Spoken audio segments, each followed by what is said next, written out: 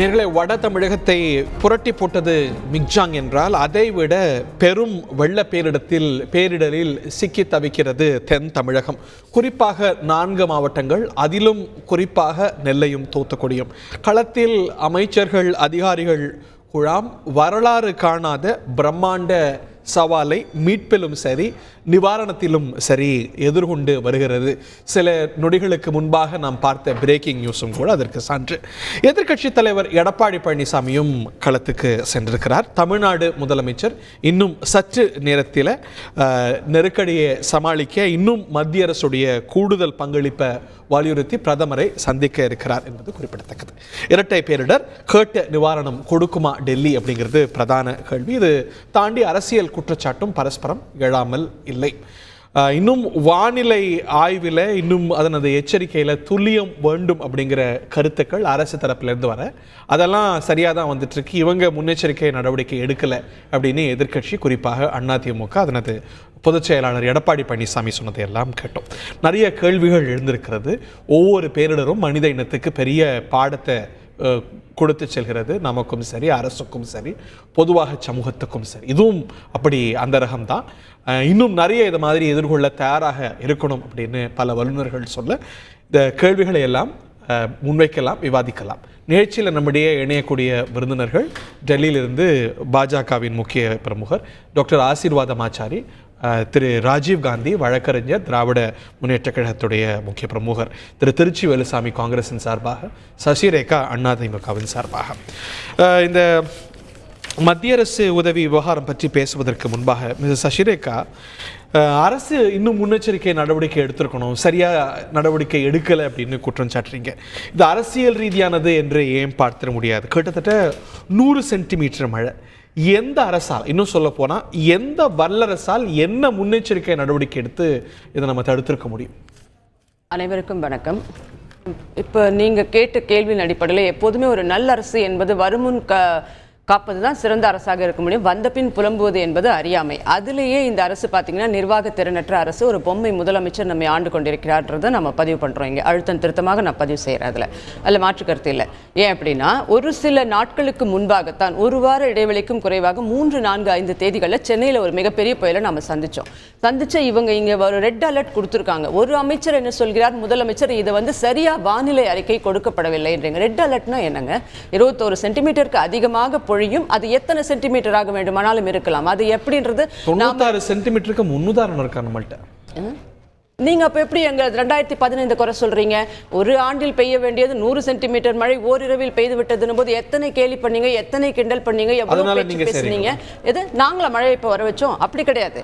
Centimetre என்னன்றது இல்லை. Red alert கொடுத்தாச்சு, அப்புறம் எப்படி இந்த மாதிரியான ஒரு விஷயம் சொல்ல முடியும்? இன்னொன்று, நீங்களே கடந்த பட்ஜெட்ல உங்களுடைய பிடிஆர் அவர்கள் நிதியமைச்சராக இருக்கும்போதே 10 கோடி ரூபாய்க்கு நாங்கள் முன்னாடியே திறனாக அறியக்கூடிய வானிலை அறிக்கையை மிக துல்லியமாக அறியக்கூடிய கருவிகளுக்காக நாங்கள் 100 வானிலை மையங்கள், அதுவும் ஆட்டோமேட்டிக் தானியங்கி வானிலை மையங்கள், 2 ரேடார் மற்றும் 400 மழை மானிகளை நாங்கள் தானியங்கி எல்லாமே ஆட்டோமேட்டிக் மழை மானிகளை நாங்கள் வாங்கி வச்சுட்டு எல்லாத்தையும் ஃபிக்ஸ் பண்ணுறதுக்கு 10 கோடி ஒதுக்கியிருக்கோம் அப்படின்னு சொல்லியிருக்கிறோம். அப்போ இதெல்லாம் நீங்கள் பார்க்குறதே கிடையாதா? இதெல்லாம் இருக்குன்னே வச்சுப்போம்.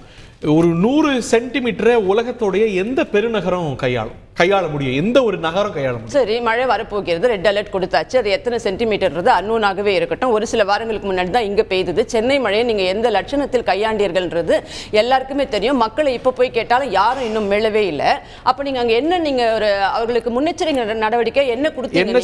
என்ன அந்த 4 மாவட்டங்களுக்கு என்ன முன்னெச்சரிக்கை நடவடிக்கை செய்தீர்கள்? இப்போ அவ்வளோ தண்ணி எல்லா வீட்லையும் இருக்கு. இப்போ வரைக்கும் பார்த்தீங்கன்னா அங்கே போனால் வரும் பிடபிள்யூடி ஆஃபீஸர்ஸ்லேருந்து எல்லாம் என்ன பண்ணுறது தெரியாமல் சும்மா ரோட்ல சுற்றிட்டு இருக்காங்களே தவிர என்ன இன்ஸ்ட்ரக்ஷன் தரணும், என்ன பண்ணணும், அவங்களை இதுக்கு முன்னாடி எப்படி மீட்டிருக்கணும்? நீங்கள் அங்கே இதுக்கு முன்னாடியே முகாம்கள் அமைச்சிங்களா? அவங்களை வெளியில் கொண்டு வரதுக்கு நீங்கள் வர்றதுக்கு என்னென்ன படகுகளை கொண்டு வந்தீங்களா? இல்லை என்ன முன்னேற்பாடுகள் துண்டிக்கப்பட்டிருக்கு? ஓடுது, எப்படி படகு கூட போக முடியாத நிலையில வந்துரும். மழை ரெட் அலர்ட் கொடுத்தாச்சு. எல்லாரும் முன்ன தாழ்வான பகுதிகளில் இருக்கு. நீங்கள் கொண்டு வந்து முகாம்ல முன்னாடியே சேர்த்துருக்கணும்ல? ஏன் சேர்க்கல? முகாம்ல முன்னாடி சேர்த்துருக்கணும்ல? ஏன் சேர்க்கல? அதுக்கு முன்னாடி இதெல்லாம் உங்களுக்கு உங்களுக்கு முக்கியமா படல. உங்களுக்கு 4000 கோடி நம்ம சென்னையில வந்ததுக்கு ஒரு இங்க இருந்த ஒரு 4 மாவட்டங்களுக்கு கேட்டதுக்கு இது வரைக்கும் வெள்ளை அறிக்கை கொடுப்பதற்கு உங்களுக்கு மனசே கிடையாது.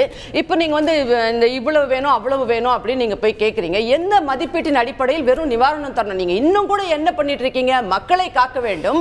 அந்த வானிலை அறிக்கை கொடுத்தாச்சு. மக்களை முகாம்களுக்கு கொண்டு வர வேண்டும். மக்களை பாதுகாப்பான இடங்கள்ல இருங்க, இல்ல உங்களுக்கு சொந்தக்காரர்கள் வீடுகளுக்கோ இருக்கும் இடங்களிலோ இங்க முகாம்களுக்கு வர விரும்பாதவர்கள் போங்கன்னு சொல்றதுக்கோ பாதுகாப்பு நடவடிக்கை அங்க மோட்டார்ல இருந்து ஜெட்ராட்ல இருந்து பம்ப்ஸ்ல இருந்து சென்னையில மிஸ் பண்ணது அத்தனையும் அங்க படகுகள்ல இருந்து உங்களுக்கு தூத்துக்குடி நெல்லை போன்ற பகுதிகளில் என்ன பிரச்சனை இருக்கு வர மறுத்தாங்கன்னா வலுக்கட்டாயமா கொண்டு வாங்கங்கறாங்க.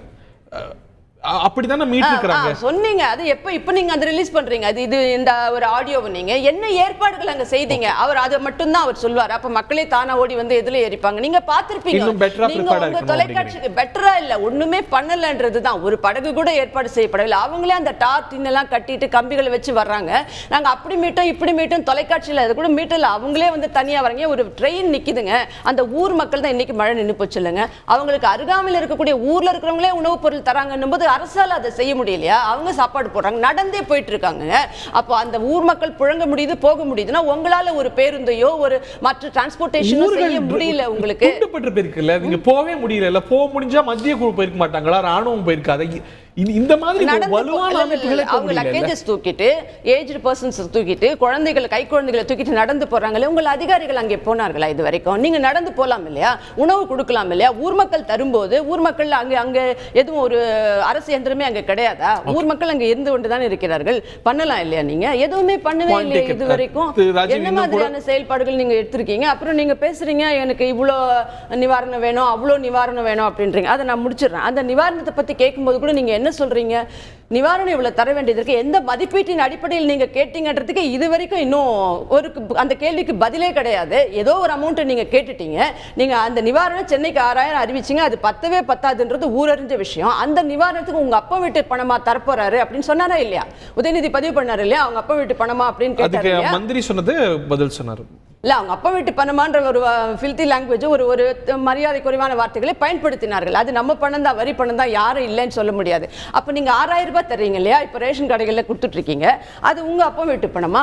இது கோபாலபுரம் பணமா? இல்ல வந்து சித்தரஞ்சன் காலனில இருந்து வருதா? இது அவர் மழையில முதலமைச்சர் வந்து பேண்ட் போட்டுட்டு வந்து 4ஆம் தேதி 5ஆம் தேதி சந்திச்சாரா? சந்திச்சு அவர் எல்லாரையும் பார்த்த மாதிரி ஒரு படத்தை போட்டு விளம்பரம் ஒட்டிட்டு இருக்கீங்க. நாங்க ஸ்டிக்கர் ஒட்டணும்னு எங்களுடைய கட்சி பணத்துல கொடுத்த போதும் அம்மா உணவகத்துல இலவச உணவா கொரோனா காலத்துல இருந்து அதுக்கு முன்னாடி 2015 8 மாதங்கள் கொடுத்த போதெல்லாம் நீங்க ஸ்டிக்கர் என்று பேசியவர்கள். இது என்ன? அப்ப நீங்க நிவாரணம் கேக்குறீங்க. உங்க ஆட்சியில நிவாரணத்துல முதலமைச்சர் படம் போட்டது இல்லையா? முதலமைச்சர் படம் போடப்பட்டது. எங்களுடைய அரசு நிவாரணம் மட்டும் தான் 2015 கொடுத்து எங்க கட்சி சார்பாக பல கோடி ரூபாய்களை கொடுத்திருக்கோம். நாங்க கொரோனா அம்மா உணவகத்துல சீல் போட்டா நாங்க உணவு கொடுத்தா சொல்லுங்க. 8 மாசம் கட்சி பணத்துல கொடுத்தாங்க. கொரோனால இருந்து 2015 வரைக்கும் எந்த சீலும் கிடையாது. அப்ப 520 பொய் வாக்குறுதிகளை போல அத்தனை தரமற்ற ஒரு கீழ்த்தரமான அரசியலை செய்து நீங்க ப்ரொபகண்டா பண்ணீங்க. இன்னைக்கு இது யார் படம்? நீங்க அப்படி ஒரே முடிச்சிடுறேன் நானு. இப்போ இல்ல நீங்க கேட்டிருக்கீங்க மத்திய அரசு அந்த கணக்குல தான் இதை எழுத போறீங்கன்னா அப்ப பிரதமர் படம் இடம் பெற்றிருக்க வேண்டும் இல்லையா? நீங்க அந்த கணக்குல எழுத போறதுல மாநில அரசு பணம் தானே. அப்ப இந்த படம் எதற்காக? இது யார் அப்பா வீட்டில் இருந்து வருகிறது? இல்ல இது சித்தரஞ்சன் காலனி பணமா, கோபாலபுரம் பணமா, உருட்டு உதயநிதி பணமா? இது என்ன மாதிரியான விளம்பரம்? இது என்ன மாதிரியான விளம்பரம்? இது தேவையா? அப்ப விளம்பர அரசு தான் செய்துட்டு இருக்கீங்க. மக்கள் நலம் மக்கள் நலம் என்றே சொல்லுவார். இல்ல தம் மக்கள் நலம் ஒன்றை தான் அவர் எப்போதும் செய்வார். திரு ராஜீவ், எதுக்கு இப்படி இந்த அவதூறுகளுக்கு பதில் சொல்றதா இல்லை ஆரோக்கியமான நம்பிக்கைகளுக்கு பதில் சொல்வதான்னு தெரியல. ஒரு பேரிடர் காலம் இந்த நொடியில் நெல்லையிலையோ தூத்துக்குடியிலையோ ஏதோ ஒரு கிராமத்தில் தன் ஆடு மாடுகளை எப்படியாவது பாதுகாத்துறணும். நம்ம வந்து அரசு எப்படியாவது நமக்கு நிவாரணங்களை கொடுக்கும், நம்முடைய இரவு உணவு நமக்கு வரும், போத்திக்கிற போர்வை இல்லை என்கிற அந்த அழுகுரல் இந்த தொலைக்காட்சி பார்க்குற வாய்ப்பு இருப்பான்னு தெரியல. மின்சாரம் இருக்குமான்னு தெரியல. குறிப்பாக தாமிரபரணி நதிக்கரை ஓரம் முழுக்க இருக்கக்கூடிய பல கிராமங்கள் துண்டிச்சிருக்கு. அந்த மக்கள் ஏதோ நம்பிக்கையில் அரசோ தன் சொந்தக்காரர்களை காப்பாற்றுக்கும் நம்பிக்கை இருப்பாங்க. அந்த மக்களோடு துணை நிற்க வேண்டிய நேரத்தில் தமிழ்நாடு அரசு உறுதியாக துணை நிற்கும். துணை நின்று கொண்டிருக்கிறோம். அவர்களை காப்பாற்றுகிற வேலையில் நாங்கள் இருக்கோம்.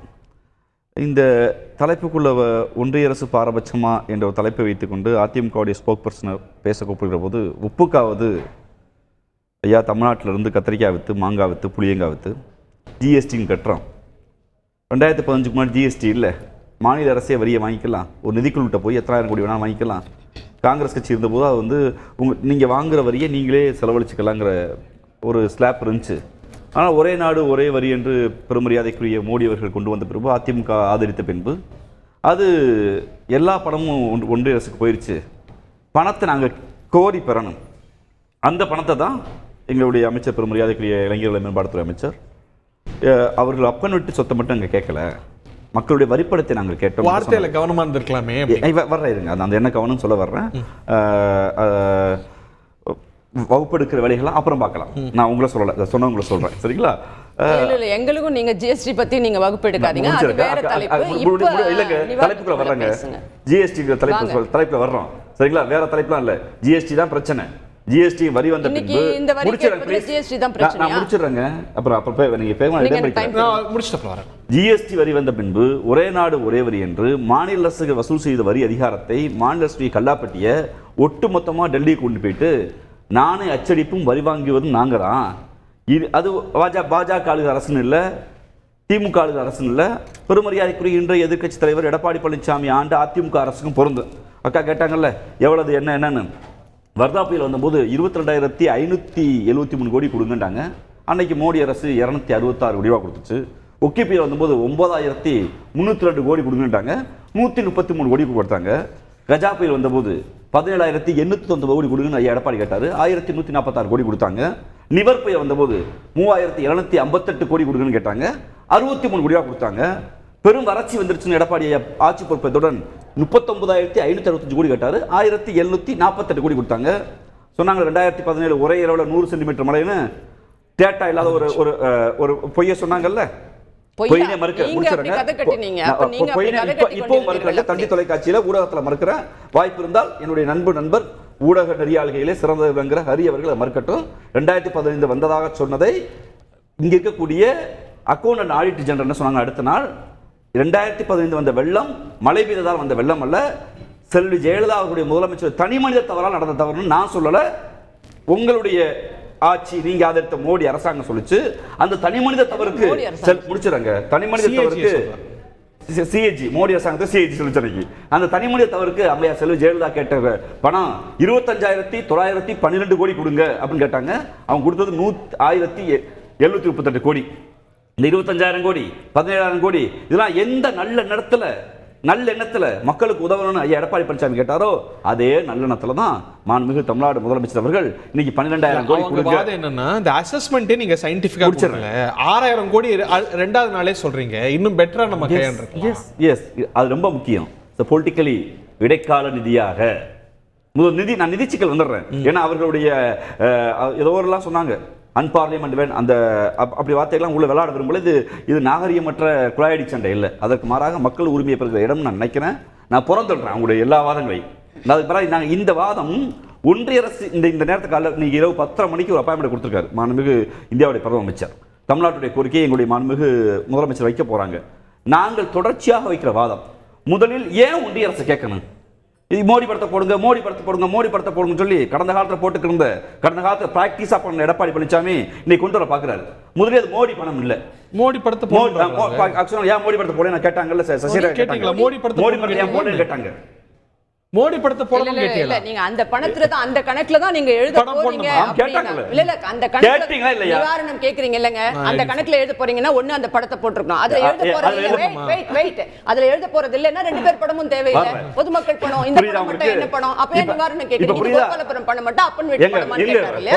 அதான் சொன்னேன். இங்க பாருங்க, நான் அதாவது ஐயா எடப்பாடி பழனிசாமிக்கு ஊர் இருக்கு, ஐயா எடப்பாடி பழனிசாமிக்கு ஊர் இருக்கு, தெரு இருக்கு, நம்ம வீட்டு நம்பர்லாம் இருக்கு. சொல்ல பேச பர்சனல் ஆயிரும். அது வேண்டாம்.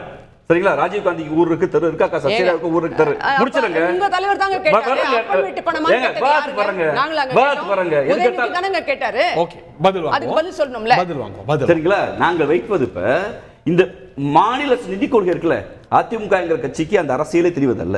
திராவிட முன்னேற்ற கழகம் தொடர்ச்சியாக வைக்கிற வாதம் என்னன்னா 2005 பேரிடர் மேலாண்மை சட்டம் வந்துச்சு. பேரிடர் மேலாண்மை சட்டம் அந்த சட்டம் என்ன சொல்லுதுன்னா மாநில நிதிக்குழு பேரிடர் நிதிக்குழு ஒன்று வச்சிடணும் கம்பல்சரி எல்லா மாநிலங்களும். அதில் 75 விழுக்காடு பணங்களை ஒன்றிய அரசே கொடுத்துரும். எப்படி கொடுக்க போறீங்கன்னா 2005 சட்டத்தின்படி பிரசிடென்ட்டுக்கு வர்ற பணத்தை, பிரதமருக்கு வர்ற பணத்தை, மக்கள் வரியா கட்ட பணத்தை மாநிலத்துக்கு கொடுத்துருவோம். பிரதமர் பணம் தெளிவாய்க்கிறங்க, மக்கள் வரியா கட்டுற பணத்தை மாநிலத்துக்கு கொடுத்துருவோம் 75% அப்படின்னு 2005ஆம் ஆண்டு பேரிடர் மேலாண்மை சட்டத்துக்கு பின்னாடி வந்துருச்சு. அப்படி இந்த ஆண்டு தமிழ்நாடுக்கு கிடைக்க வேண்டிய பணம் 1200 கோடி ரூபாய். அதுல தான் ஒரு 460 கோடியை இப்ப கடந்த ஜூலை மாசம் கொடுத்து இப்ப அலாட் பண்ணி கொடுத்துட்டாரு. அதை எடுத்தோடனே அமித்ஷா அவர்கள் நாங்க இப்ப கொடுத்தோம் ஸ்டிக்கர் ஒட்டிட்டாரு. அது பெரிய வாதமா இருக்கு. இதை விட இன்னொன்னு என்னன்னா, ஹைதராபாத், அகமதாபாத், மும்பை, பூனே, கொல்கத்தா, சென்னை இப்படி 7 பெருநகரங்களை தேர்வு செய்து 2015ஆம் ஆண்டு பெருமரியாதைக்குரிய அமித்ஷா அவர்கள் என்ன செய்யறாங்கன்னா, வெள்ள தடுப்பு முன்னெச்சரிக்கை தடுப்பாக 2000 கோடி அலாட் பண்ணி வச்சிருக்கோம். இங்கெல்லாம் வெள்ளம் வருகிறது, இது வந்து நம்ம அலாட் பண்ணி வச்சிருக்கோம். அதுல வந்து 2000 கோடி ஒரு 500 கோடி இப்ப தரப்பு கொடுத்திருக்காங்க. எப்ப கொடுத்தாங்கன்னா இந்த வெள்ளத்துக்கு கேட்ட உடனே கொடுத்திருக்காங்க. இதை தவிர நாங்கள் கேட்பது நிரந்தரமாக 90,080 கோடி 90,080 கோடி பல மாநில அரசுகளுக்கு பிரித்து கொடுப்பதற்காக ஒன்றிய அரசு மாநில அரசுகளின் வரி விகிதத்திலிருந்து வாங்கி 2005 பேரிடர் மேலாண்மை சட்டத்தின்படி 90,000 கோடி இருக்கு. அதுல தமிழ்நாடு அரசுக்கு இந்த ஆண்டு கொடுக்க வேண்டியது 1,200 கோடி ரூபாய். இது மழை வருதோ, வெள்ளம் வருதோ, புயல் வருதோ, காத்தடிக்குதோ, வளிமண்டல சுழற்சி இருக்கோ, இல்ல முதலமைச்சராக இருக்கு இந்த பெருமரியாதைக்கு சில ஜெயலலிதா அவர்கள் அப்ரோச் பண்ண முடியலன்னு செம்பரம்பாக்கம் ஏரியா திறக்காம இருக்காங்களோ, திறக்கிறாங்களோ, அதெல்லாம் இல்லை. கம்பல்சரி கொடுத்தாங்க. அப்படி 14,000 கோடி உத்தரப்பிரதேச நாடு கொடுத்தாச்சு.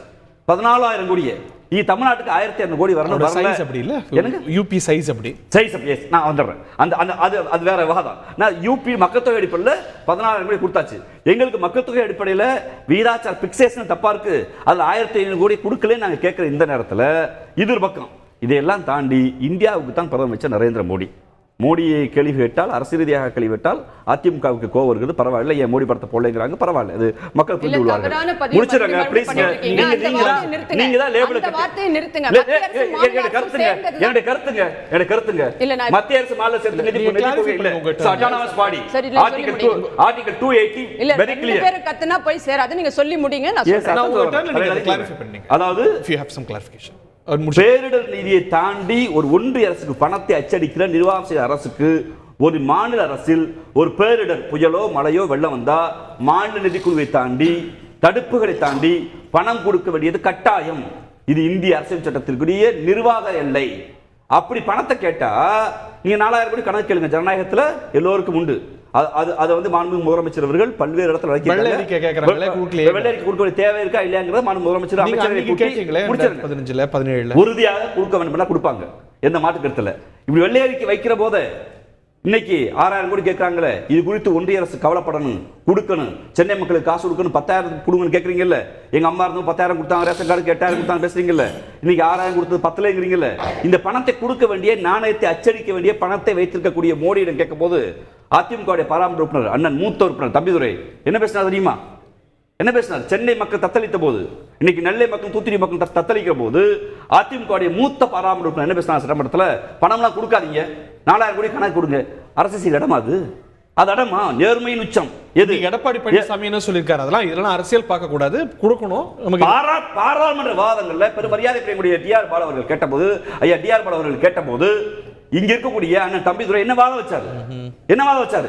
முதலீடு கணக்கு கொடுங்கள். ஓ, நீங்க சிபிஐ, நீங்க என்ஐஏ இருக்கிற இடி இதெல்லாம் வச்சுட்டு செக் பண்ணிக்கிட்டு கணக்கு கொடுப்பீங்க. இது என்ன ஜனநாயக முறை?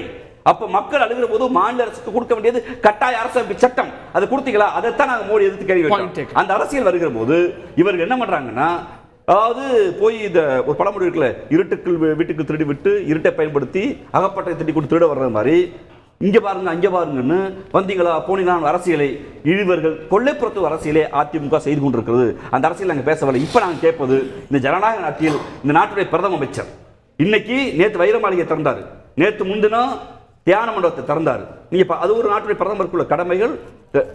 தாக்கே புயல் வந்த போது ஒரே நாளில் குஜராத்துக்கு போய் 1000 கோடி கொடுத்துட்டு பார்வையிட்ட பிரதமர், ஒரு அனுதாபம், ஒரு விசாரிப்பு, ஒரே ஒரு நெல்லை பாதிக்கப்பட்டிருக்குது, தூத்துக்குடி பாதிக்கப்பட்டிருக்குது, சென்னை பாதிக்கப்பட்டது. இங்க ஒரு விரைந்த அப்பாயின்மெண்ட் கொடுக்கிறாரு. விரைந்த அப்பாயின்மெண்ட் அதுல எந்த மார்க்கு கொடுத்து ஆகணும். ஆனா நான் இத்தனை புயல் சொல்ல, ஓகே புயல், கஜா புயல், பெருமதியாக எடப்பாடி பழனிசாமி ஆண்ட போதும் ஒரே ஒரு முறை தமிழ்நாட்டுக்கு வந்தா என்ன? அப்ப தமிழ்நாடு இந்தியாவில் இல்லையா? நரேந்திர மோடிக்கு இந்த முறை ராஜ்நாத் அமைச்சர்ல, ராஜ்நாத் அமைச்சிங்கல்ல, போன முறை அமித்ஷா பேசினார்ல, நீங்க நரேந்திர மோடி இந்த பிரதம அமைச்சர் வந்தா என்ன? என்ன சிக்கல் கேக்குறீங்க? தமிழ்நாடு இந்தியாவில் இருக்குதா இல்லையா? அண்ணன் ஆசீர்வாத் அவர்களுக்கு அது பதிச்சுவா நம்புறேன். ஏன்னா நாங்கள் கேட்பது உங்கள் நிதியை கேட்கவில்லை, ஆர்எஸ்எஸ் ஹெட் குவார்டர்ஸ் கேட்கல. பிஜேபி சொன்னாங்க அது கொரோனா நாங்கள் உதவணும்னு. அப்படி உங்க சொந்த படத்தை உதவ சொல்லல. பொலிட்டீஷியன் உதவிக்கிறீங்க, ஓட்டு வாங்க போங்க, தெருல மக்கள் போட்டு மக்கள் வரியா கட்டிய பணத்தை கொடுக்கறதுக்கு உங்க என்ன சிக்கல்? டாக்டர் ஆசீர்வாதம் உங்க இருவருக்குமே 20 வினாடிகள் தரேன். நான் பிறகு நான் இவங்கள்ட்ட விரிவா வரணும். Taken too much time. ரொம்ப சுருக்கமா 10 வினாடிகள் அவருக்கு. எப்போது பார்த்தாலும் இவர்களுக்கு பட்டுக்கோட்டைக்கு வழி கேட்டா கொட்டப்பாக்கு பத்தி பேசுறதா வேலையா இருக்கு. நான் என்ன சொல்றேன், பாராளுமன்ற தேர்தல் அதுதான் சொல்ல வரேன். அதான் லேட் பண்றேன். எல்லாரும் நீங்க அப்படியே சம்பந்தமே இல்லாம சுத்தி மூக்கு தொட்டீங்கல்ல, தலையை சுத்தி அது மாதிரி. இல்ல அதுதான் இவங்க வந்து எப்போதுமே பாராளுமன்ற தேர்தல் வெற்றி குறித்தே ஏன் இப்படி ஒரு கனவுல இருக்கீங்க? மத்தியில் ஆட்சி மாற்றம் வந்து விட வேண்டும், இந்தியா கூட்டணிக்காக தான் போயிருக்காரு. அதுக்கு தானே சார் இவர் போயிருக்காரு. 40 எம்பிக்கள் என்ன குரல் கொடுத்துட்டீங்க? இவர் என்ன நிவாரணம் கேட்பதற்கு முதல்ல போனாரா? அந்த 19ஆம் தேதி அந்த புள்ளி கூட்டணியில கலந்துக்கிட்டா உங்களோட எண்ணம் அது நடந்த பின்னாடி இப்ப என்ன சொல்றீங்க? இங்க புயல் நேத்து வந்தது, பிரதமர் கேட்கல பார்க்கலன்னு சொல்லக்கூடிய நீங்கள் முதலமைச்சர் என்ன ஸ்டேட்மெண்ட் கொடுத்துட்டாரு? அவர் ஏன் போனார் இந்த நேரத்துல? பாதிப்பாங்க நிகழ்து. அவருக்கு என்ன சார் டெல்லியில வேலை? நாளைக்கே தலை போயிட்டு போதா? நாளைக்கே கூட்டணி முடிவு பண்ணிட்டு போறீங்களா? ஏன் நாளன்னைக்கு போங்க, ஏன் அடுத்த நாள் போங்க? நீங்க எப்ப சொல்றீங்க பிரைம் மினிஸ்டர் 19ஆம் தேதி கூட்டத்துக்கு முடிவு பண்ணியாச்சு அவரு. நீங்க என்ன சொல்றீங்க? இப்ப இவங்களுக்கு என்ன ஒண்ணு மத்திய அரசு மீது பழைய போட்டு விட. மத்திய அரசு கொடுக்காதுதாங்க. இவரே சொன்னார் கணக்கு. நாங்க கேட்ட போதெல்லாம் இல்ல வக்கி புயல்ல இருந்து கடந்த கால வரலாறு, தானே புயல்ல இருந்து அம்மா காலத்துல இருந்து 10% கொடுப்பாங்க. காங்கிரஸ்ல இருந்து எல்லாருமே மத்தியில் இருக்கக்கூடிய அரசாங்கங்கள் 10% தான் கொடுத்திருக்காங்க. ஆனா சிறப்பா கையாண்டோம்.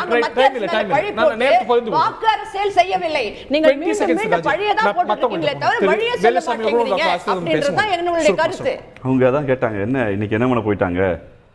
இந்தியாவை பிடித்த பேரிடர் நரேந்திர மோடின்னு உறுதியாக நம்புறோம். அதில் அரசியலாகவும் ஒரு இயக்கம் செயல்பட்டாங்கன்னு ஒன்று முடிச்சிடறேன்.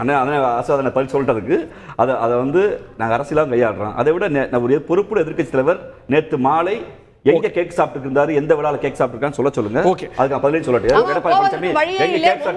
உங்க முதலமைச்சரே அங்க போய் டெல்லியில ஸ்கூல்ல காபி சாப்பிட்டு இருக்காரு. உங்க அமைச்சர்கள் யாருமே இல்ல. டாக்டர் ஆச்சாரி, நீங்க விமர்சனங்களை, குற்றச்சாட்டுகளை, கோரிக்கைகளை கேட்டிருப்பீங்க. 400 கோடி 450 கோடி வந்திருக்கு. இது வந்து பத்தாது. இந்த நிவாரணம்லாம் இந்த பேரிடருக்கு சுத்தமா பத்தாது. கோரிக்கைகள் நிறைவேற்றப்படணும். பிரதமர் வந்திருக்க வேண்டாமா? இந்த கருத்துக்களுக்கு உங்களுடைய முதற்கட்ட பாருங்க. வணக்கம் ஹரி. நான் வந்து இதை நேரடியாக நான் வந்து ஒரு அரசியலாக அங்கே நீங்கள் ரொம்ப ஹாட்டாக அரசியல் பற்றி பேசிக்கிட்டு இருந்தீங்க. அவர் ராஜீவ்காந்தியும் வந்து அரசியலை வந்து ஒரு உன்னிப்பாக, அதாவது வந்து திமுக வெர்சஸ் பாஜக, மாநில அரசு வெர்சஸ் மத்திய அரசுன்ற மாதிரி கொண்டு போனார். எங்களை பொறுத்தவரை தமிழ்நாட்டு மக்கள், ஒவ்வொரு தமிழ்நாட்டு மக்களையும் பிரதமர் நரேந்திர மோடி அவர்கள் நேசிக்கிறார். அதன் காரணமாக எந்த ஒரு பிரச்சனையாக இருந்தாலும் முதலாக அதற்காக குரல் கொடுப்பது மத்திய அரசு. இன்று கொஞ்ச நேரத்துக்கு முன்னாடி நீங்க ஒரு பிரேக்கிங் நியூஸ் போட்டீங்க. ஒரு ரயில் நிலையத்துல, ஸ்ரீ வைகுண்டம் ரயில் நிலையத்துல 100 பேருக்கு அங்க பிரச்சனையா இருந்துச்சு. அங்க வந்து அவங்க ஹெல்டப் ஆயிட்டாங்க. மத்திய அமைச்சர் திரு முருகன் அவர்கள் இன்று ரயில் பவனில் உள்ள அந்த வார் ரூமில் அங்கு உட்கார்ந்து ரயில்வே துறை அமைச்சரோடு சேர்ந்து அந்த மீட்பு நடவடிக்கை எடுத்தார்.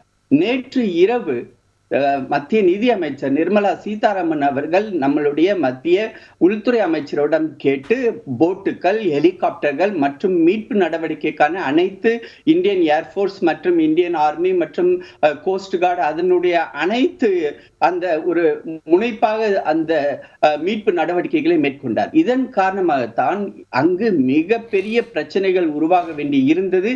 ஆனால் அனைத்தையும் மிக குறுகிய சமயத்தில் வந்து அதை வந்து சார்ட் அவுட் பண்ண முடிஞ்சு. இன்னைக்கு காலையில நம்ம வந்து பார்த்தோம், ஒரு சடலம் வந்து அங்க வந்து மிதந்துகிட்டு இருந்துச்சு. மிகவும் வேதனையான ஒரு அந்த ஒரு படத்தை பார்த்த போது மிகவும் கஷ்டமாக இருந்தது. ஆனால் இங்கு நான் வந்து திரு ராஜீவ்காந்தி உட்கார்ந்துகிட்டு அரசியல் பேசிக்கிட்டு இருக்காரு. அதே ராஜீவ்காந்தி அவர்கள்ட்ட நான் ஒண்ணு சொல்ல விரும்புறேன். நீங்க எடுத்ததுக்கெல்லாம் இது ஜிஎஸ்டி, இது மத்த இன்னொன்னு என்ன சொல்றீங்க, சிஏஜி, அதாவது நடனம் ஆட தெரியாதவங்களுக்கு வந்து மேடை கோணல் அப்படின்னு சொல்றது மாதிரி இது ஓமை, சாதாரண ஓமை இல்ல, இது முக்கியமான ஓமை. ஏன் அதுக்குரிய பாயிண்ட்களை சொல்றேன். இதே திரு மு.க. ஸ்டாலின் அவர்கள் நேற்று இரவு இங்க வந்தார், டெல்லிக்கு வந்தார். நாங்கள் வந்து ஓகே அவர் வந்திருக்காரு, ஏதாவது ஒரு முக்கியமான இன்னைக்கு காலையில இருந்து முக்கியமான வந்து சந்திப்புகள் நடக்கும் அப்படின்றது நாங்களாம் எதிர்பார்த்துக்கிட்டு இருந்தோம். அவர் காலையில சந்திச்சது வந்து அரசியல் ரீதியாக திரு அரவிந்த் கெஜ்ரிவாலை. அதற்கு பிறகு அவர் யாரை சந்தித்தார்? யாரையும் சந்திக்கவில்லை. 3 மணிக்கு அந்த இந்தி கூட்டணியில் போய் எந்தெந்த மாநிலத்தில் எப்படி எப்படி அரசியல் செய்வது, மோடியை எதிர்த்து எப்படி அரசியல் செய்வது, மக்களிடம் மோடி அவர்கள் மேல் அந்த பண்பு பாசத்தை எப்படி தகர்ப்பது, இப்படியாப்பட்ட ஒரு எதிர்மறை அரசியலுக்காக அந்த 3 மணிக்கு போய் உட்கார்ந்திருந்தார். அதாவது ஒரு காலத்தில் நான் பார்த்திருக்கிறேன், நானும் அரசு அதிகாரியாகவும் இருந்துள்ளேன். முன்பெல்லாம் ஒரு பிரச்சனை, இது மாதிரியான ஒரு டிசாஸ்டர் இருந்தால் அந்த அமைச்சர்கள் அந்த மாநில அமைச்சர்கள் சரி, அவங்கள ரெப்ரசென்ட் பண்ணக்கூடிய எம்பிகளா இருந்தாலும் சரி, மத்திய அரசுல உள்ள அமைச்சர்களை நேரில் சந்திப்பார்கள். இங்கு உள்ள துறையுடைய எல்லா துறைகளுடைய அமைச்சர் பிரதமர் தலைவரா இருக்கிற பிரதமரை சந்திக்கிறாரு இரவு 10:30 மணிக்கு. அவர் சந்திக்கிறாரு, 10:30 மணிக்கு சந்திக்கிறார். ஆனா இதுக்கு ஒரு ஃபாலோ அப் ஆக்ஷன் எடுக்கணும். அங்க என்ன நடந்துச்சு, சென்ட்ரல்ல இருந்து ஒரு டீம் வந்துச்சு, அவங்க என்ன பண்ணாங்கன்றது முன்னெல்லாம் இது நடந்துச்சு. நான் எதனால இதை சொல்றேன்னா, மிகவும் வருத்தத்தோட சொல்றேன். இந்த நடவடிக்கைகளை கடந்த 2 வருடங்களாக இந்த அரசு முழுமையாக எதுவுமே செய்யலை. இன்னைக்கு காலையில இருந்து என்ன பண்ணிட்டு இருந்தாங்க, பாராளுமன்றத்துல இவங்களுடைய எம்பிக்கள் அங்க நின்னுகிட்டு நம்மளுடைய உதவி ஜனாதிபதி, துணை ஜனாதிபதி அவர்களே நையாண்டி நக்கல் செய்து கொண்டிருந்தார்கள். இதுதான் இவங்களுக்கு எவ்வளவு பேர் நீக்கி இருக்கீங்க, எவ்வளவு பேர் இது வரைக்கும் எம்பிக்களை நீக்கி இருக்கீங்க? கணக்கு மறந்து போச்சு. இல்ல இருக்குது, கணக்கெல்லாம் கரெக்டா தான். என்ன தெரியுமா, 140 கணக்கு கூடிட்டே போகுது. அதுக்காக கேக்குறேன். இல்ல கூடிட்டே போகும். இது மட்டும் கூடி இன்னைக்கு இது மாதிரி இவங்க 303 தான் நிக்குமோ கடைசியில? அதாவது அவங்க பண்ணாங்க. ஏன் சார், அதாவது ஒரு துணை ஜனாதிபதியை நையாண்டி நக்கல் செய்வதற்காகத்தான் இவர்கள் அங்க தேர்ந்தெடுத்து இங்க அனுப்பி இருக்கிறார்கள். பாராளுமன்றத்தில் என்ன பண்ணிட்டு இருக்காங்க? கரெக்டான கேள்வி. நாட்டுடைய இறையாண்மை கொண்ட பாராளுமன்றத்தில் தாக்கம் நடக்குது. அது குறித்து பாராளுமன்றத்தில் விவாதிங்கன்னா பிரதமர் வாய் திறக்கல, உள்துறை அமைச்சர் வாய் திறக்கல. இது பெருங்குற்றமா? இந்திய ஜனநாயகத்தில் இதுவரைக்கும் இல்லாத இத்தனை பாராளுமன்ற உறுப்பினர்களை நீக்க வேண்டிய தேவை என்ன வந்தது? பாராளுமன்றத்தில் அங்கு நடந்தது ஒரு துரதிருஷ்டவசமான ஒரு நிகழ்வு. அதற்காக சபாநாயகர் அதற்குரிய அந்த நரேந்திர மோடியும் அமித்ஷாவும் சொன்னா என்ன பாராளுமன்ற வளாகத்துல? இல்ல அவங்க சொல்லிருக்காங்களே, அவங்க பாராளுமன்ற உறுப்பினர் கேட்பது இந்த பாராளுமன்றத்துக்குள்ளே நீங்க நினைக்கிற மாதிரி இப்படி சொல்லணும், அது மாதிரி எதிர்பார்க்க முடியாது.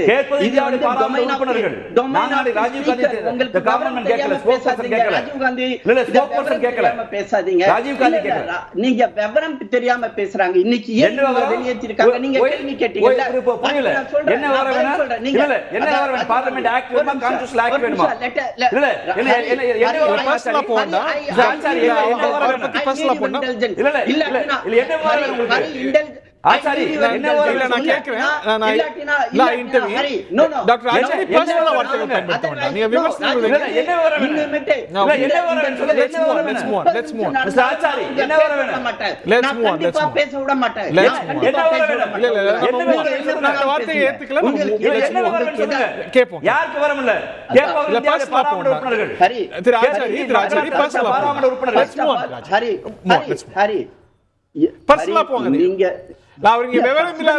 விவரம் இல்லைன்னு சொன்னதால அவர் குறிக்கிறாரு. அந்த மாதிரி வார்த்தைகளை தவிர்த்து என்ன லோக்கல் ஐயா பேசுற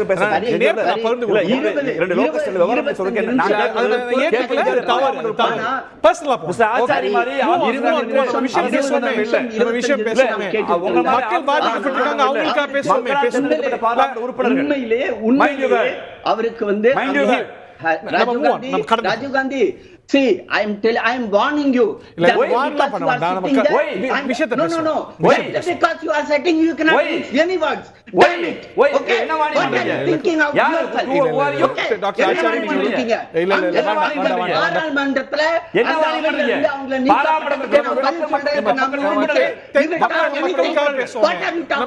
முக்கியமான பிரச்சனை தான். நம்ம தென் தமிழகத்துக்காக பேசுவோமே. I am not going into politics of that. அப்படின்றதுக்குரிய காரணத்தை நான் சொல்ல விரும்புறேன். ஆனா ராஜீவ் காந்தி இதை வச்சு பாலிடிக்ஸ் பண்ணாருன்னா பாலிடிக்ஸ் பண்ணட்டும். கேட்கட்டும், அதற்கு பதில் சொல்றதுக்கு நானும் ரெடி.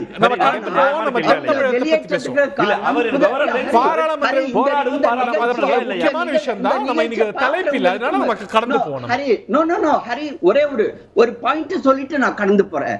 இந்த புது பில்டிங்க, பாராளுமன்றத்தோட புது பில்டிங்க இனாகரேட் பண்ணும்போது அந்த ஒரு மீட்டிங் நடந்துச்சு, ஆல் பார்ட்டி மீட்டிங். அதுல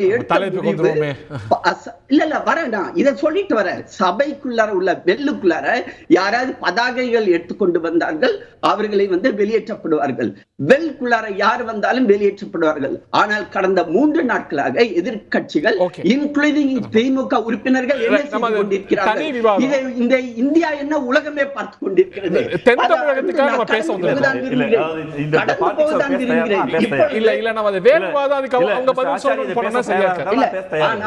ஆனால் இங்க பாருங்க, இப்ப என்ன அப்படின்னா, முதலமைச்சர் இங்க வரார், இன்னைக்கு பிரதமரை சந்திக்கிறார். அவர் தன்னுடைய கோரிக்கை அவரை வைப்பார். 10 மணிக்கு மீட்டிங். அந்த மீட்டிங் முடிஞ்ச உடனே நமக்கு தெரியும், பிரதமர் உடனடியாக ராஜ்நாத் சிங் அவர்களை தமிழ்நாட்டுக்கு அனுப்பினார். அங்கு ராஜ்நாத் சிங் அவர்கள் இருக்கும் பொழுது அமித்ஷா அவர்கள் அந்த மிட்டிகேஷன் ஃபண்ட்ல இருந்து 561 கோடி ரூபாய்க்கு உத்தரவில் கையெழுத்திட்டார். ராஜீவ்காந்தி அதாவது ஸ்டிக்கர் ஒட்டிக்கிறேன்னு சொன்னார். அமித்ஷாவை எதிர்த்து என்ன சொன்னார்? ஸ்டிக்கர் ஒட்டினார் அப்படின்னு சொன்னாரு. அப்படின்னா இப்ப நீங்க 6000 ரூபாய்க்கு கவர்க்குள்ளார போட்டு 6000 ரூபாய் கொடுக்குறீங்களே, அதுல ஸ்டாலினோட படத்தை போட்டு கொடுக்குறீங்களே, அந்த படத்துக்கு நீங்க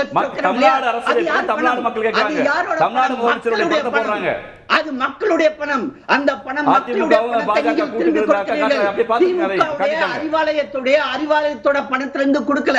அறிவாலயத்துக்கு எக்கச்சக்கமான பணம் இருக்குது. அந்த பணத்திலிருந்து நீங்க கொடுக்குறீங்களா?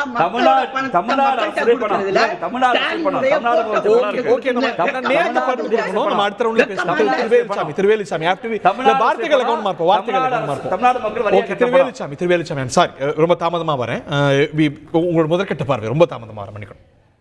முதலில் என்னுடைய வருத்தத்தை தெரிவித்துக் கொள்கிறேன். இது ஒரு பேரிடர் காலம், அசாதாரணமான சூழ்நிலை. நாம் கட்சி அரசியல் நாம் மோதிக்கொள்வதற்கு, விவாதிப்பதற்கு பல மேடைகள் வரலாம்.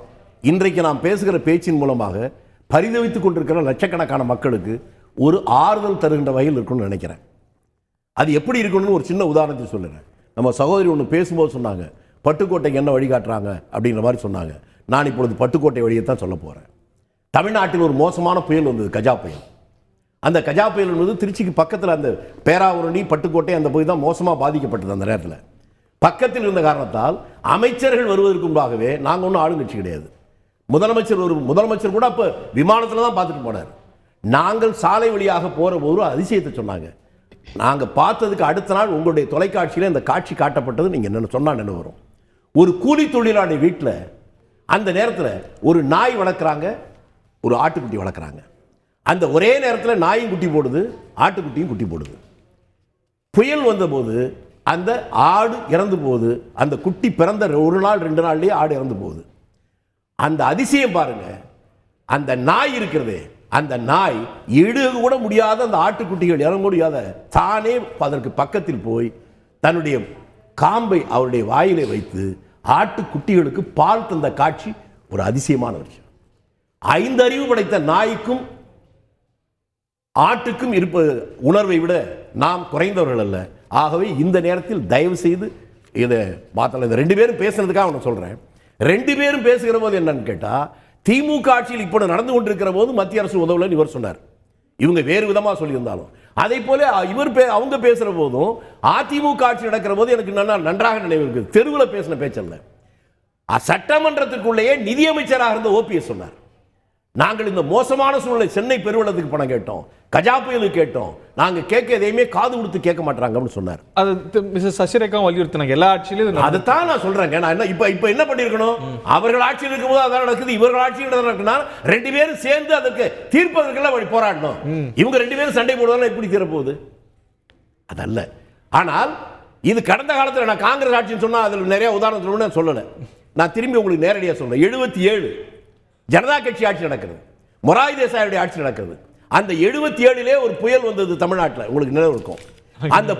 அந்த புயல் வந்த உடனேயே அப்பொழுது பாரா அமைச்சர் தான் தமிழ்நாட்டுடைய சார்பில் அமைச்சர். மத்தியில் இருந்த அமைச்சர்கள் அறிவிப்பே என்னன்னா, இந்த நேரத்தில் அந்த மக்களை காப்பாற்றுவதற்காக மருந்து பொருட்களை மத்திய அரசு அனுப்புனதுக்கு அப்புறம் தான் பாராமச்சரை பார்க்க வரான்னு சொன்னாங்க. பாராமச்சர் அந்த தஞ்சாவூர்ல வந்து இறங்குற போது 2 நாட்கள் சுற்றுப்பயணம் போனோம். அதுல நானும் போயிருந்தேன். எந்த அரசியலும் கிடையாது. சாதாரண நேரத்தில் நம்ம அரசியல் பேசுவது என்பது வேறு. இந்த நேரத்தில் எப்படி பார்க்கணும்னு நினைக்கிறது. நீங்க இதுல ஒண்ணே நம்ம புரிஞ்சுக்கணும்.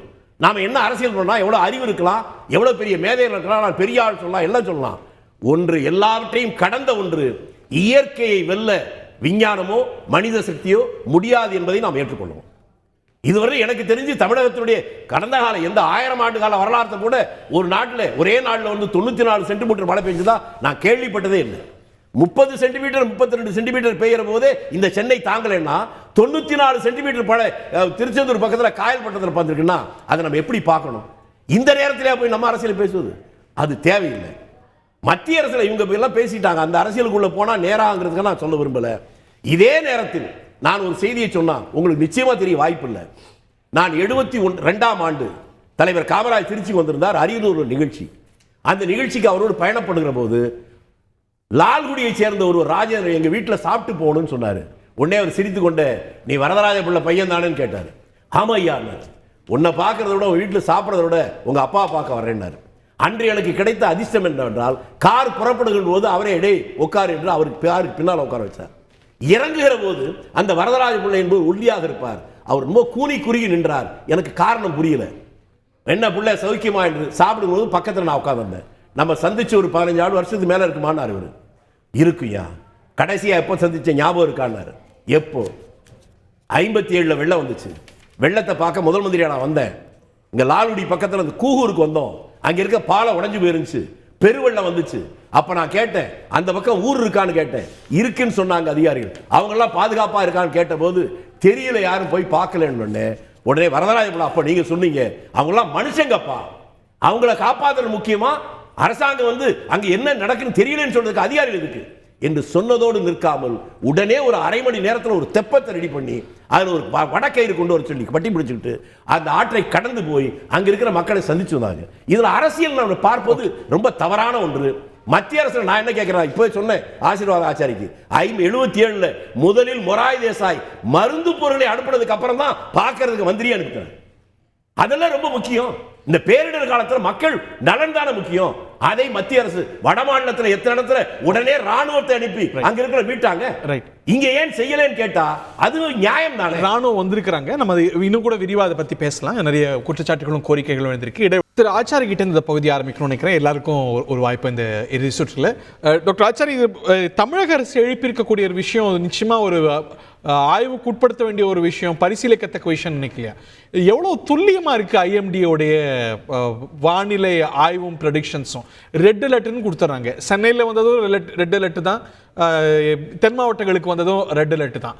ஆனால் அதை விட ரெட்டிப்பாக மழை பெய்யுது அப்படிங்கும்போது இன்னும் துல்லியப்படணும், இன்னும் எக்ஸாக்டாக இருக்கணும். டெக்னாலஜி வளர்ந்துருக்கு அப்படிங்கிற ஒரு இந்திய அரசு ஐஎம்டி பரிசீலிக்கத்தக்க வேண்டிய ஒரு விஷயம் நினைக்கலையா நீங்கள்?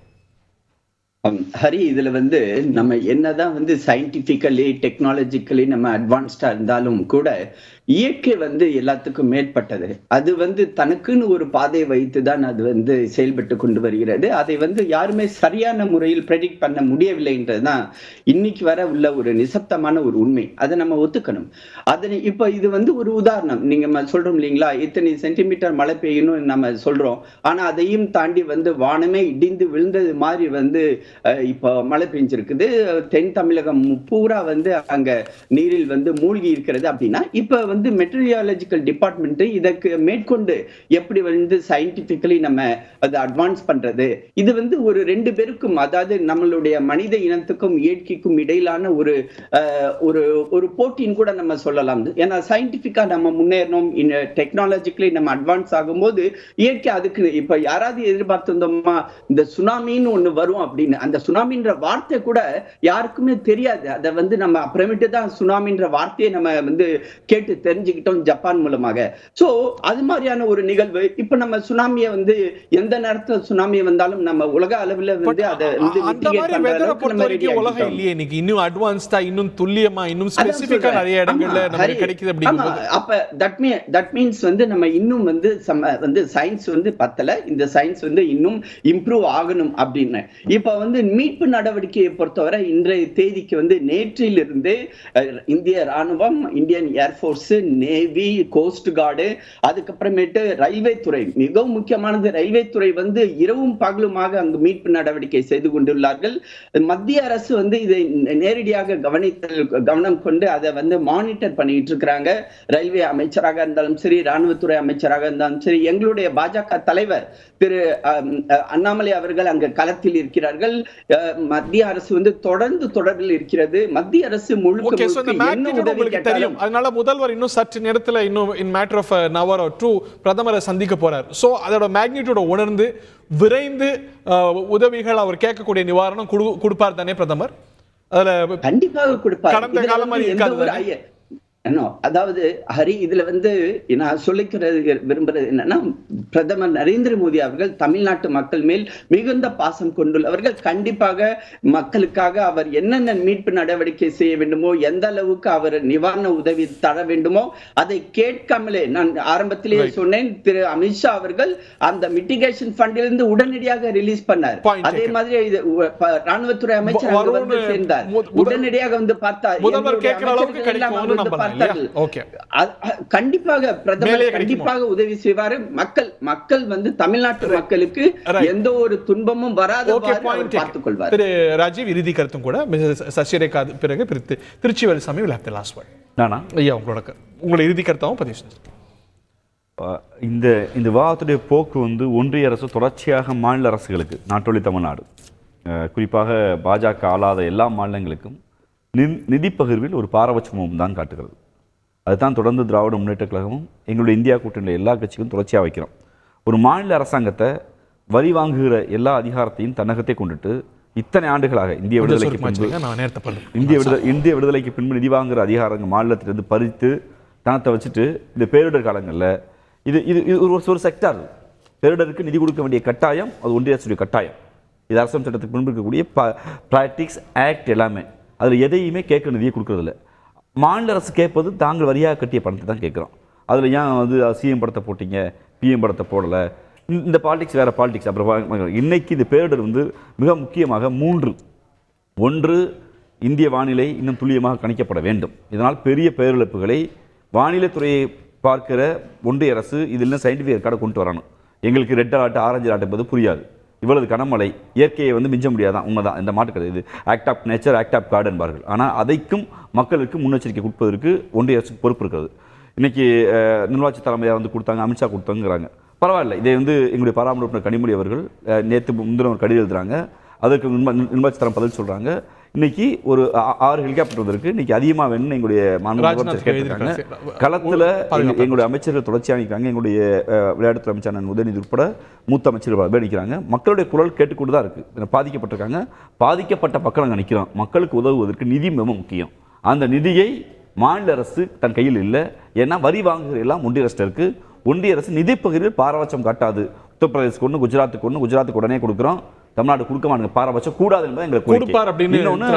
அன்பு ஆச்சாரி அவர்கள் பேசுகிற போது வார்னிங்டாரு. அது எதை வார்னிங் இல்லை, இந்த டிபேட் நான் மாற்ற விரும்பலை.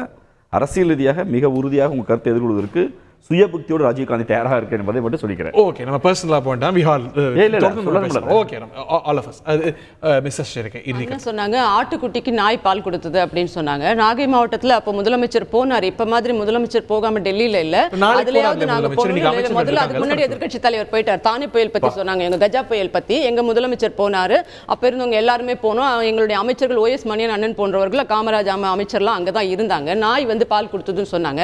அந்த மாதிரி தான் முதலமைச்சர் இன்னைக்கு டெல்லியில் பூங்கொத்து வாங்கி கொண்டு அந்த கூட்டணி நினைத்து சிலாகித்துக் கொண்டிருக்கிற நேரத்தில் இங்க எங்களுடைய புரட்சி தமிழர் அண்ணன் எடப்பாடியார் எதிர்க்கட்சி தலைவர் NDRF SDRF எல்லாம் உள்ள போக முடியாத இடத்துல இன்னைக்கு போய் மக்களின் துயர் துடைப்பதில் வந்து நாங்கள் நாயாகவும் அவர்களுடைய கஷ்டத்தை போக்குவதில் தாயாகவும் இருக்கிறார்ன்றதுல மாற்று கருத்து யாருக்கும் அவசியமே இருக்காது. அதை கண்கூடா இன்னைக்கு தெரிவிச்சிட்டோம். இன்னொன்னு சொன்னாங்க, கடந்த காலங்களில் எங்களுடைய புரட்சி தலைவி அம்மா சட்டமன்றத்திலே பதிவு பண்ணிருக்காங்க, கேட்ட நிதியை எவ்வளவு 10% கூட கொடுக்கல அவங்க. அப்போது நிதியமைச்சராக ப. சிதம்பரம் அவர்கள் இருந்த போது இதே திமுக அரசு வாய் மூடி எங்களுக்கு அந்த பெயர் கிடைத்து விடக்கூடாது என்று வேடிக்கை பார்த்தது. ஆனால் மக்களிடமிருந்தே எனக்கு அதற்கான நிதி கிடைத்து விட்டது.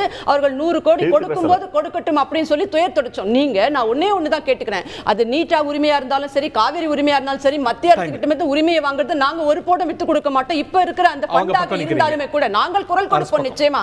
அதுதான் எங்களுடைய எதிர்க்கட்சி தலைவர் இன்னைக்கு பேட்டியின் போது கூட சொல்லியிருக்கார் களத்துல இருந்தே.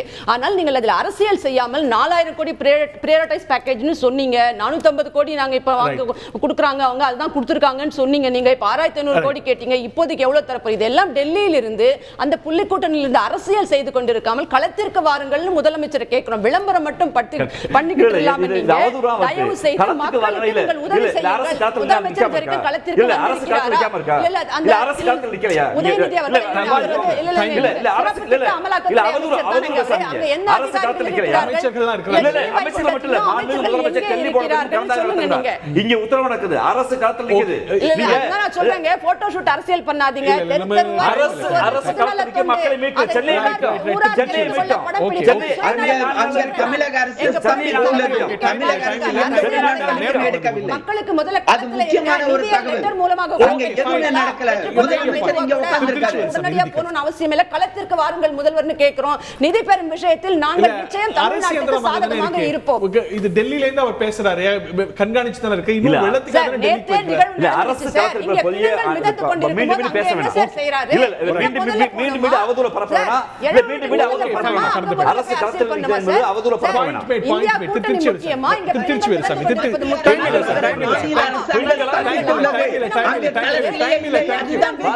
உண்மை. மத்திய அரசு மட்டும்தான் வேலை செஞ்சு மத்திய அரசு எப்படி மாநில அரசு புறக்கணிக்குதோ அதே போல நெறியாளர் என்ன புறக்கணிக்கணும். அவங்க 3 பேரும் பேசுறதுல பாதி நேரம் கூட எனக்கு மன்னிக்கணும். நான் உங்களுக்கு திரும்பி சொல்றேன், சுனாமிங்கிற வார்த்தையை நாங்க கேள்விப்பட்டதெல்லாம் சொன்னாரு. அவர் வரலாற்றை புரிஞ்சுக்கணும். பெயர் வேணா புதுசா இருக்கலாம்.